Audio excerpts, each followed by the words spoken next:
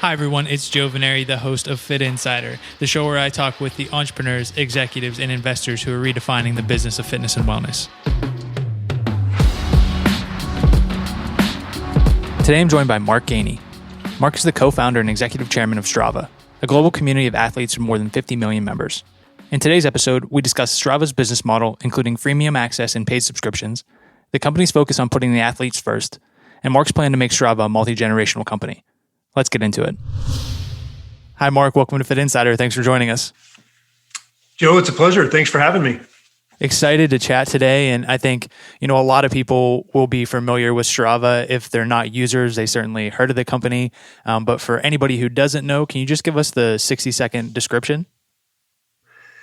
Yeah, 60 seconds on Strava. I guess I'd describe it two ways. It's first and foremost, it's a global community of 50 million plus athletes who have found Strava by either using our mobile apps or our website to frankly really connect with one another. And in doing so, what they're doing is they're posting their workouts to Strava, and in exchange, hopefully what we're doing is we're motivating them, we're inspiring them either through competitions, through analytics, through social connections, and so forth. But that's the experience, is really that opportunity to share your workouts on Strava and then have some magic. Strava is also, it's a company of 180 teammates who are really passionate about, frankly, the power of sport and trying to bring these really innovative features and services to this global community.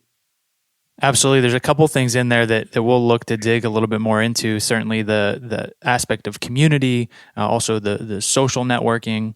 But one thing I wanted to touch on is, Strava started back in 2009, and this was before, GPS was really a thing. Certainly nobody's carrying that around in their pocket. Also, you didn't really have social networks as being, an idea that was certainly gaining the scale that it is today. So what was the key insight that led you to start the company and really the problem you were trying to solve?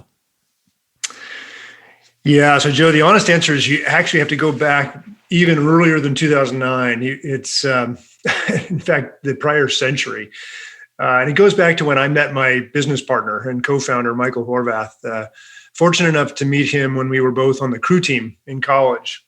And the reason that's important, not only was it a great friendship that's obviously endured now for 30 plus years, but it was an experience that we had in that boathouse and on that crew team that was just so critical to everything going forward. This opportunity was one where there was this esprit de corps, there was this camaraderie, there was the trash talking, there was the competition, the coaching. It was just this really magical experience.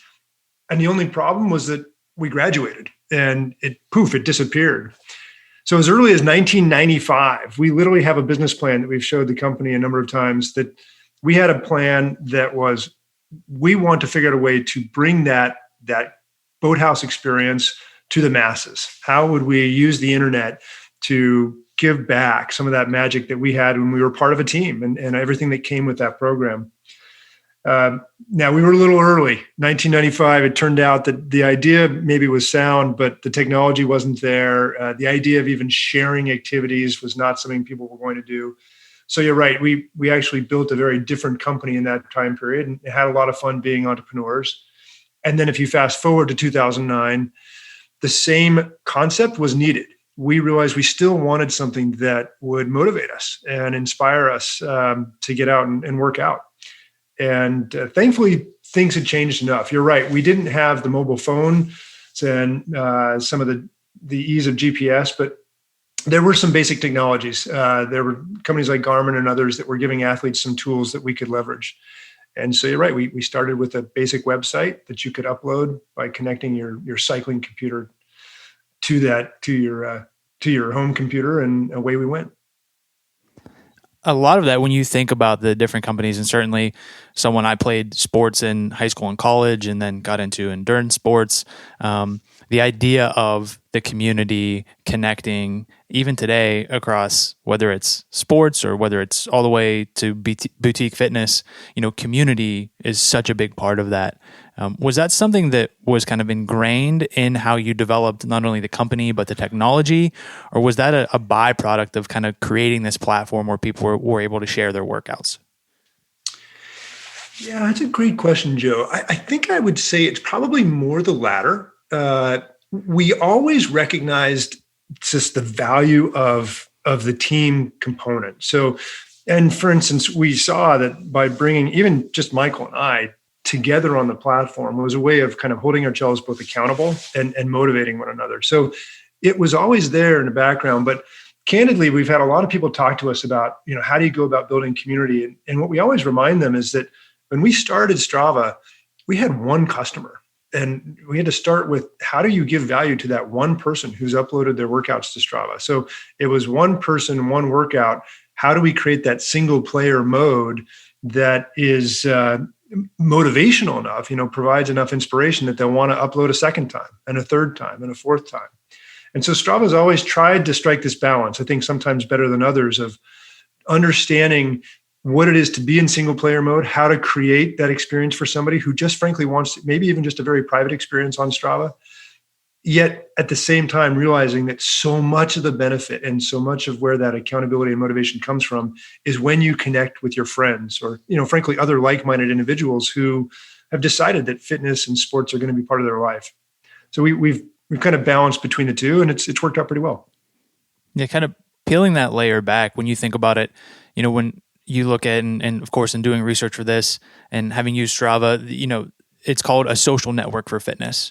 And then when you go back to the founding of the company, like you said, you were initially focused on cyclists and have really, how do you improve that experience for someone to make them want to upload it, to make it useful for them to track their workouts?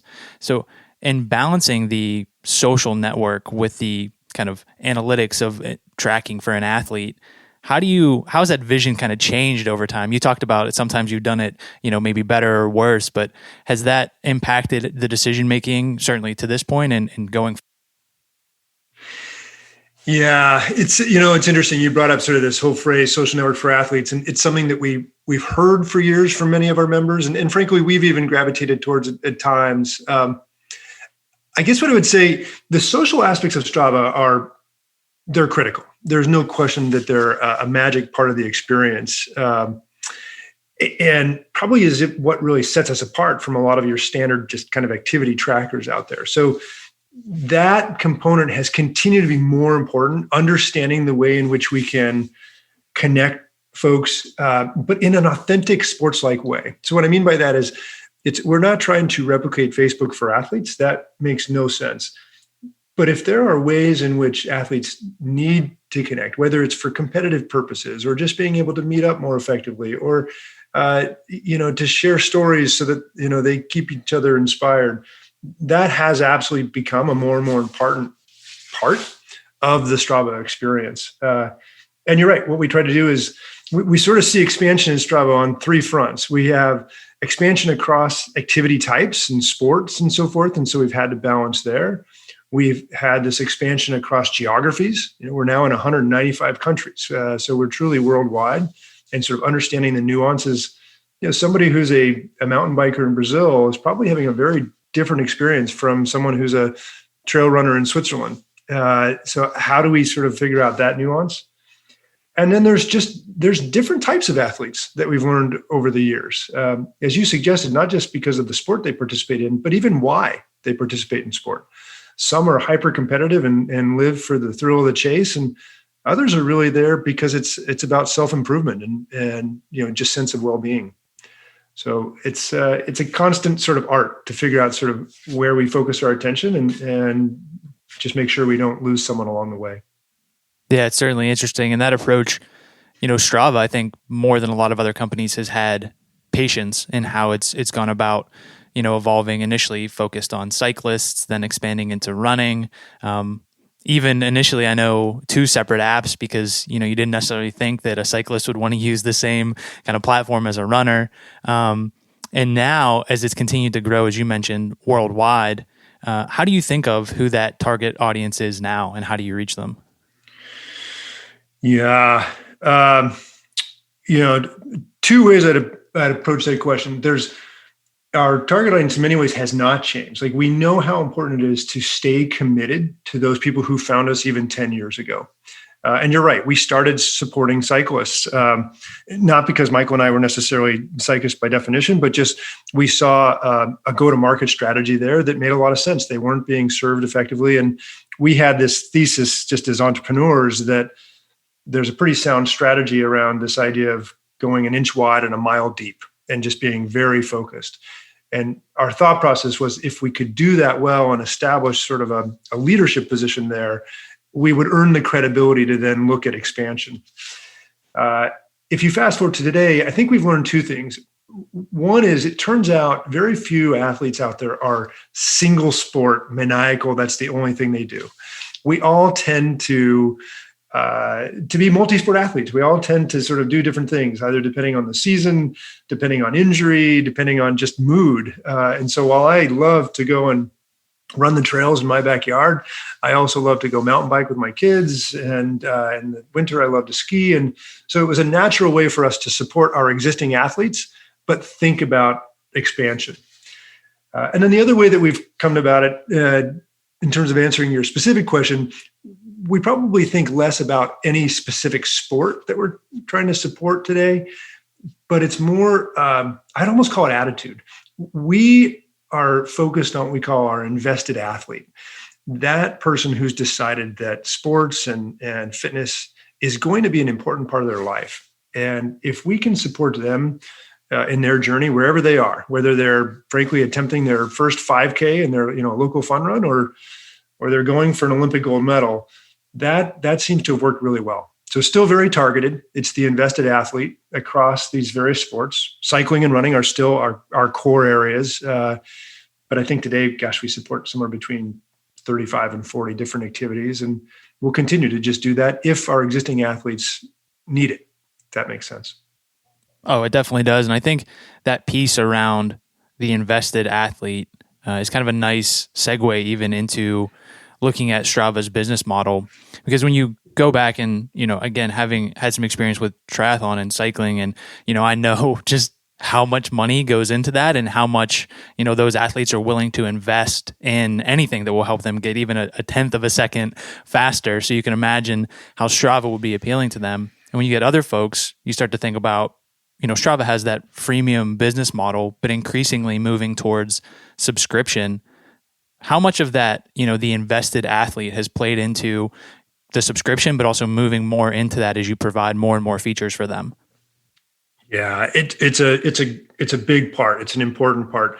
If you go back to our roots, one of the things that excited Michael and I as entrepreneurs was that we really interested in creating a trusted consumer brand. It was something we hadn't done in the past. Our prior company had been in enterprise software. When we sat down and we thought about companies that we admired in the world that we wished we'd founded, it was funny. It was a very sort of insular list. It was the likes of companies like Patagonia and Oakley and Virgin and just these great sort of iconic consumer brands.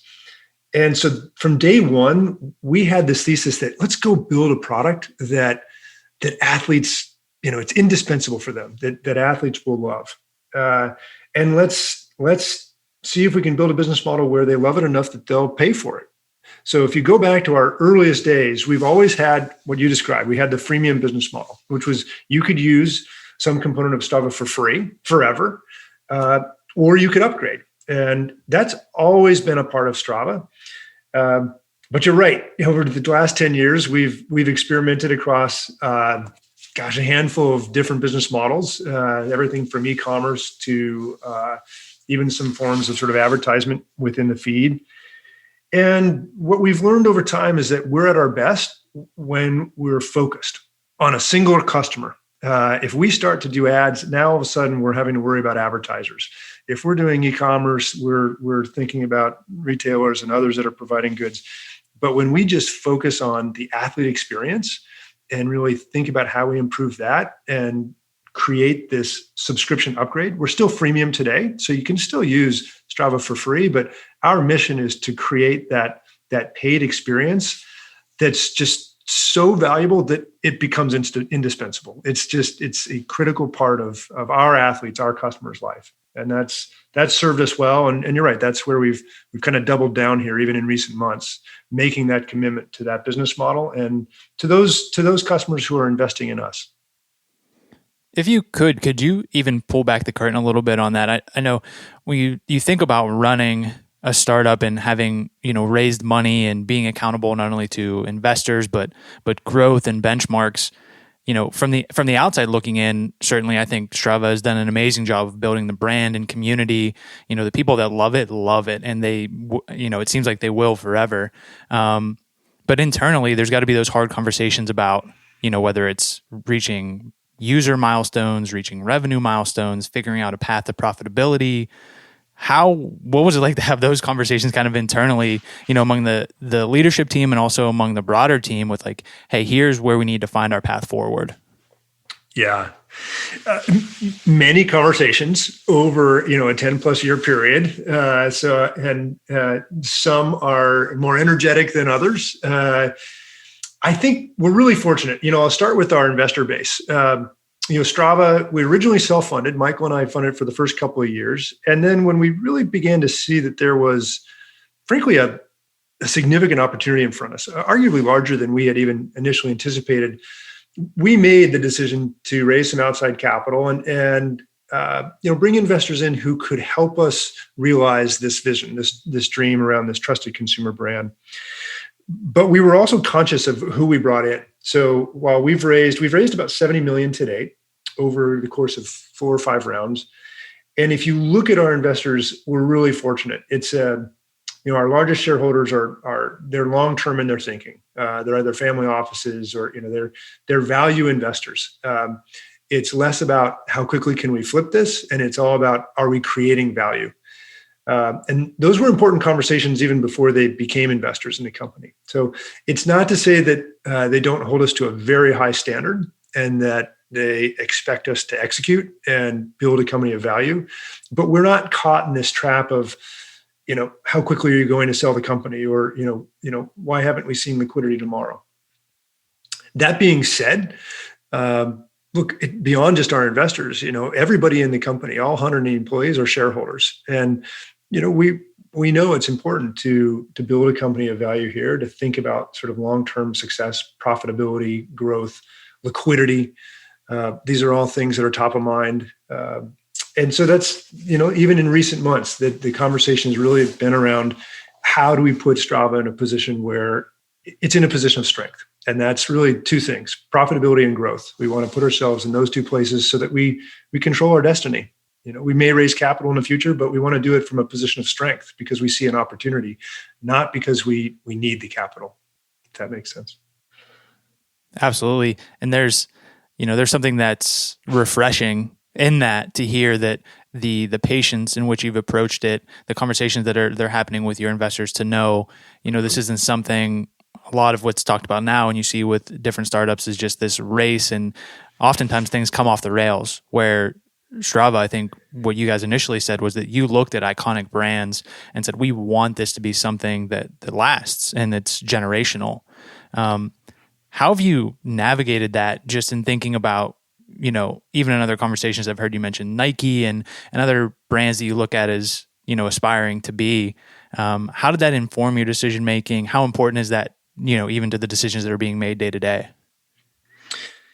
Yeah, the lucky thing for Michael and I is probably going back to our prior experience. We had a company that we had founded called Kana Software in the enterprise space, and this was in the mid to late 90s when we did that. And again, enterprise software in the middle of the .com boom and the sort of the birth of the internet. And we had this company that, over the course of a few short years, we went from 2 guys and a dog to, 1,200 employees, hundreds of millions in revenue, market cap of, north of $10 billion on NASDAQ. I mean, it was just one of these meteoric rises, but it came at a price. We learned some hard lessons in that. And there's a phrase that I often refer to, or an acronym, GBF, which is get big fast.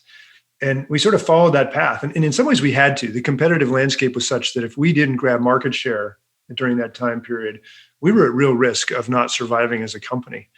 But the downside to getting big so fast was that there wasn't a solid foundation underneath. There wasn't, and frankly, when the internet and the dot-com boom busted in the early 2000s, Kana was on shaky ground for many years. Even though it was a publicly traded company and it was well capitalized, it didn't meet our expectations. It was a difficult time. I had left the company, but I was able to watch from afar, and I think that informed us that when we went to go and start a second company, Michael and I are not serial entrepreneurs. We don't get excited about what's another company we start again and again and again. It was very much, hey, if Strava is the last thing we ever do, that would be great. So how do we think about a foundation where we're absolutely executing on the vision, and we're hopefully exceeding expectations of whether it's our investors, our shareholders, our customers, but at the same time, we're putting enough thought into the foundation that we've got a great opportunity here for building a lasting company. Something that can have impact for not just a few years, but decades to come. And then tying that back into what you were talking about, looking at growing the user base, also striving towards profitability.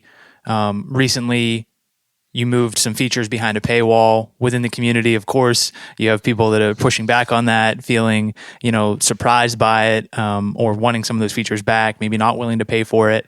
How do you navigate that when you think about, we want to continue to add value? If we're adding value and focusing on the athlete, obviously there are some things that, they're going to need to pay for.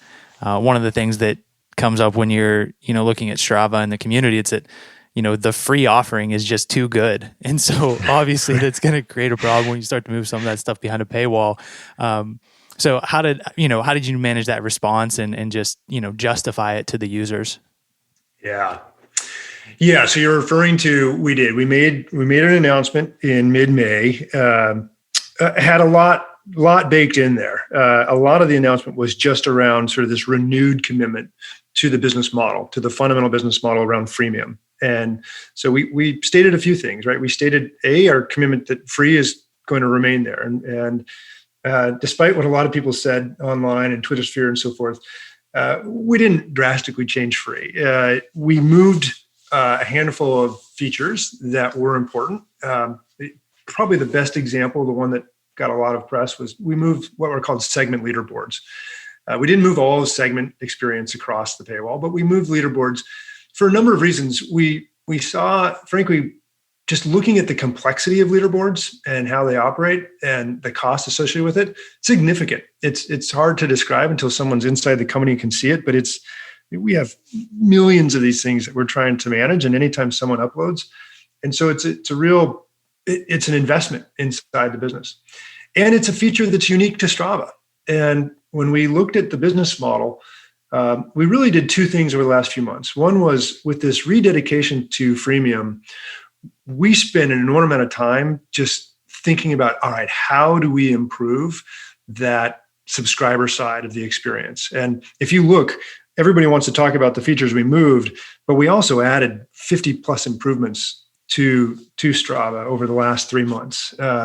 We've introduced two amazing new features, Strava Routes, where you can now discover routes in your neighborhood that you've probably never seen before, as well as we just launched Local Legends, another way to have fun in segments where it's no longer about how fast you go do it, but just, who's the most consistent, who's the person who rides or runs on that segment the most times in any 90 days.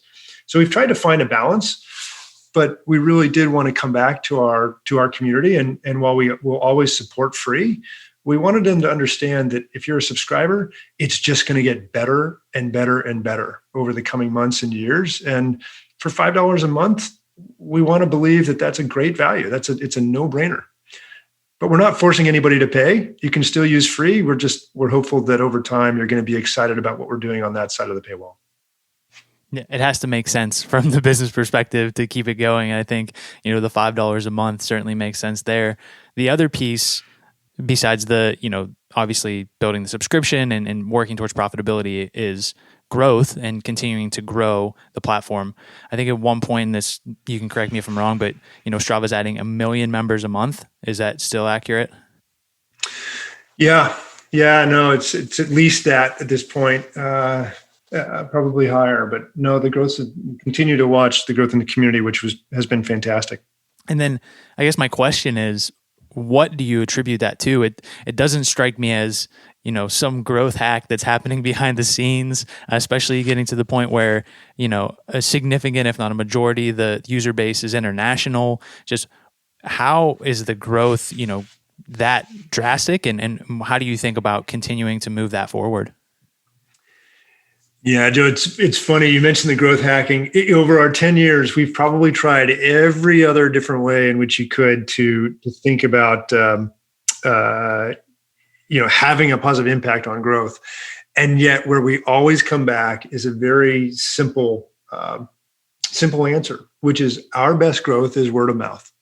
It is when our members are excited about their experience on Strava and they're sharing it with their friends. It's where our growth came from day one, and it's far and away the largest source of growth, even in today's environment. So you're right. If you look at today, there's a couple of interesting things. 82% of our members are outside the United States. As I mentioned earlier, in 195 countries. It's still very much cycling and running. Each of those probably represent about a third of the activities that come in. But there's this other third of other things that people are doing, whether they're indoor workouts, whether they're winter sports, water sports. So our thought process today, ironically, is not to focus so much on where we go find new customers. Again, we've got between 55 and 60 million today. Our focus is let's just create a really great engaging experience for those 50 million athletes and have confidence that if they're having a great experience, they're going to keep telling their friends and our growth is going to come. Michael and I sort of have this joke that if we can't build a really healthy, growing, successful business with 50 million customers, we're not doing something right. Sure. There's a problem there. So while I'm optimistic that we'll grow from 50 to 70 to 100 million athletes over time, we spend our time inside our four walls. Just how do we serve the 50 million who have found us? How do we ensure that they're having a great experience? And with that, the other piece that we talked about, in raising money to this point, thinking about profitability, continuing to grow. I think that point with, just serving the members that you already have. You mentioned potentially raising more money if you feel like you need to.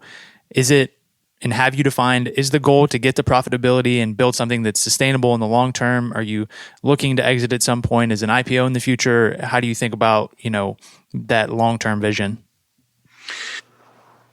Yeah, a couple quick thoughts there. Michael and I've learned over time, talking about exits, the minute you start talking about exits, the minute you start devaluing your business. I really believe that. And even when people talk about IPOs, I live here in Silicon Valley and continue to hear entrepreneurs all the time talk about how their goal is an IPO, like somehow that's the end game. And I always remind them that the day that you've decided to take your company public, that's the day in which it's now okay for your grandmother to invest in the future of the business. Like it's not an end game. You're just getting started. And we learned that with our prior company. Like it's another funding event that can be very important in the life of a company, but it's by no means the end. So we tend to focus, rather than focusing on exits or IPOs and things like that, it's kind of back to fundamentals. And I think you said the two there. We're focused on how do we develop a profitable, growing business that people can get excited about? And if we do those two things from sort of business fundamentals, things like liquidity and so forth, they're byproducts of doing those well. And the real trick is just what's that balance? It'd be easy for us to just focus in on profitability, but without the continued growth, you just don't see the innovation. We're not able to serve the athletes the way that we want. And to achieve that, thinking about, some of the leadership changes that have happened in the history of the company, I think hearing you speak about it, the kind of renewed focus, looking at the longevity, getting back to, putting the athlete first. Maybe I could answer the question myself, but I'll pose it to you nonetheless. When you and Michael stepped away and now have returned in some capacity, you've both over the history have served as CEO. And now, more prominently getting back into the leadership, taking the reins. What was the thought process in that? And, what do you hope to achieve now that you're kind of stepping back into the more operations of the company?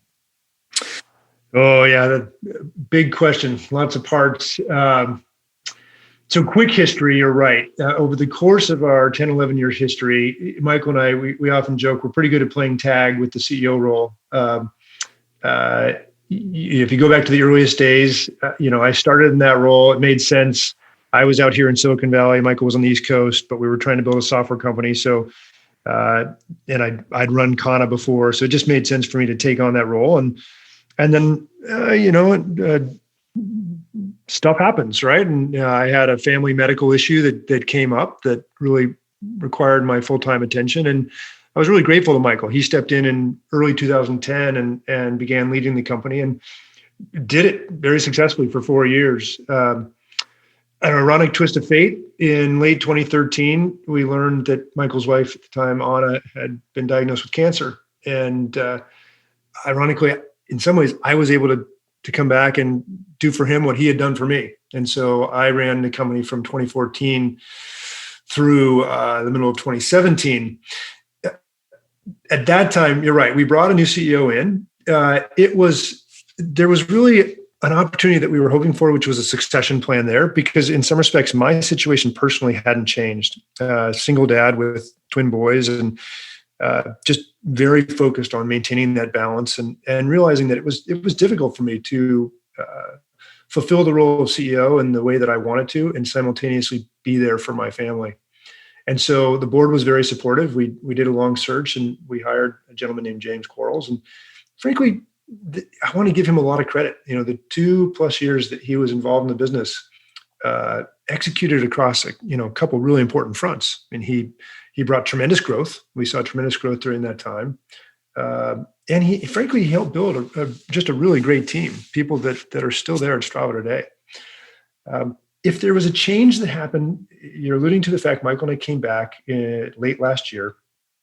I think philosophically at the end of the day, it's a lot of what you and I have just been talking about. Despite all the growth, one of the things that can happen in that is that you can get spread too thin. You can be placing a lot of bets, but not necessarily getting a passing grade across any of those. And so, as a board and as a company, we just made the decision that let's pivot back to the things we know have worked really well at Strava. And that's both this athlete first, very sort of athlete centric model where we know who our customer is. It's one customer and we're going to go and serve them. And then the other really nice thing that comes with that is that it allows us to focus the whole company. So the whole company just understands, here's who we're trying to serve. Here's the business model that we're trying to build. And it's just amazing what happens. As soon as you bring that focus in, it's just incredible, the energy that gets created. And so that's a long answer to your question, but that's the history and why we made the change. And, nothing bad in there, but just with philosophical differences, this was the approach we've decided to take. No, I appreciate the explanation. I think it's, a lot of the things that we're talking about, obviously trying to get to how do we provide value for the listeners and provide value for folks who are operators in the space.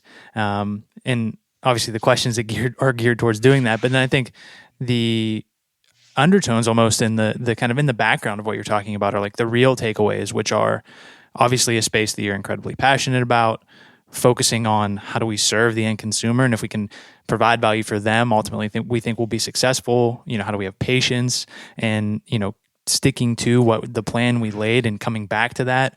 So I think a lot of that is captured in this story, and I just appreciate the the transparency in explaining all of that. God, I'm glad it's coming through, Joe. You sound like you've been in our board meetings. That's good. Well, yeah. As we look to wrap up here, and certainly we'll get you out of here on this. Thinking about how Strava continues to innovate and provide value for the users, is there anything to be on the lookout for? Anything you're excited about coming up on the roadmap? Oh yeah. Without spilling the beans. If you're a Strava member, the thing that you're going to be excited about, like we've really come to appreciate just how important even like the segment experience is inside Strava. And that's, for those who don't know, a segment is just any stretch of road, trail that's important to you. And you can identify it, you can create a segment inside Strava. And then once you do that, a whole bunch of fun things happen. We'll show you your whole history on a segment. We'll show you who else has been on that segment. We'll show you the leaderboards on that segment. You can look at it in terms of, I've come to joke that I only care about the leaderboard that involves, 52-year-old men with, twin boys. It's kind of like you want to parse it down and get into that. Well, we're just beginning to scratch the surface there. I mean, the things that we're excited to do with segments in terms of discovery and, in this world where, frankly, events have gone away. Just yesterday, they announced that New York City Marathon has been canceled. The Berlin Marathon has been canceled. We're kind of in this world where we need to continue to look for ways in which we can inspire people and allow them to compete in fun social ways that to me, when you think about segments and the role they play and the role that Strava can play around challenges and so forth, we think there's a lot we can still do for the athletes. So that's an area in particular that they should watch for. Exciting stuff coming up. And if folks want to get started, what's the best way? Just go to the website, download the app. How do they get onboarded? Yeah, either place. Probably the easiest is, download that app at either Google Play or the Apple App Store. And log in and join the party. Excellent. Well, I'm excited to share this conversation. I appreciate you making time today, Mark. So thanks again. Joe, anytime. My pleasure. Thanks, everyone, for listening to today's episode. For more from Fit Insider, visit insider.fit.co and subscribe to our weekly newsletter for insights and analysis on the business of fitness and wellness. Then, go ahead and subscribe, rate, and review the podcast. See you next time.